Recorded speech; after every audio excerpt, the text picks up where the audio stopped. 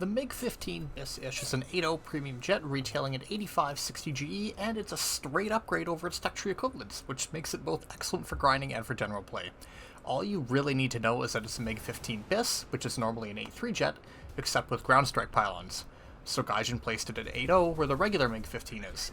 Despite this, the better engine outraised the drag on the pylons, so it's just a straight upgrade. It works excellently in both air and ground thanks to the airframe engine strike capability, so it's just a safe buy whether you like air or ground. I mostly use it in ground, and that's where you're going to see most of the clips because that's where I played my Soviets, but it's very good at both roles regardless.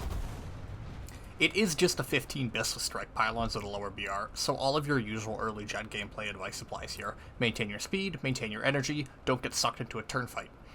Notably, the 15 series as a whole is good in the vertical compared to its competition, so you can juke sabers and such in the vertical. You have very good vertical performance in this range compared to most other jets. Do note that the airframe compresses really hard around 950 kilometers an hour, so if you hold between about 700 and 900 kilometers an hour, it's a really comfortable jet to fly with good performance overall. Your primary guns are just the standard Soviet jet guns. They have low ammo, they have difficult ballistics because the cannon sizes are different, and the velocity is ass.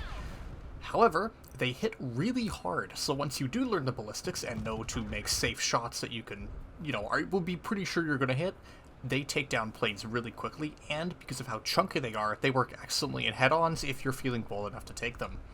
I personally take air targets belts on both guns here, although the armored targets belts or just general belts are fine too. Air targets do become victims of sparking because it's war thunder. I still find them more effective than ground targets, but it's up to you. Ground strike armament is the point of the aircraft here, and it's the best cast option for the Soviets in this range, especially when you consider that the alternatives are the chunky bombers. You get rockets and bombs here, which is nice, but both of them have really large catches. The pylons, they're way out on the wings, so actually aiming them is really difficult, especially with the smaller bombs. However, Gaijin gave this plane CCIP for its rockets for gameplay purposes. It is not a historical upgrade, but it's for gameplay reasons because they would just be asked to use otherwise. Thanks to this, I just don't use the bombs at all. Even the 500 pounders are just not reliable enough to justify using in my opinion. I personally like the S10F rockets. They're large, yeah, and you get 8 of them, but they're packed with HE filler, like 61 mils of pen HE filler, which is comparable with most, SPG guns.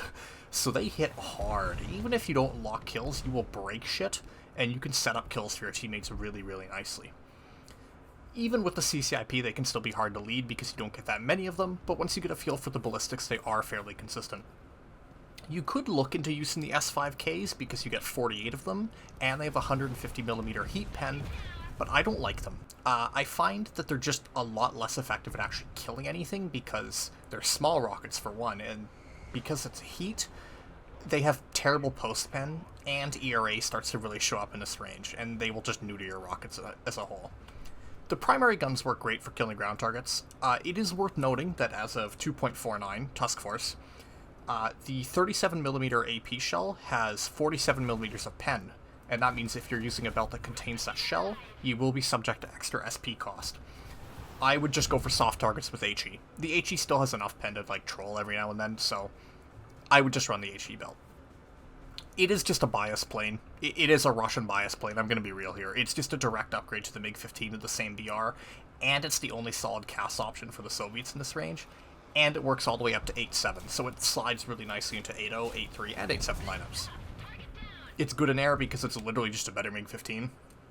It's good in ground because it's got good CCIP and strike armament, and it's good in grinding because it's rank 5, and most importantly, it's easy to play. It's a super easy jet to learn on, in my opinion, once you get a feel for the gun handling, and that's all that really matters. I easily recommend it, and that's not even considering the fact that the MiG-15 is the prettiest jet ever made.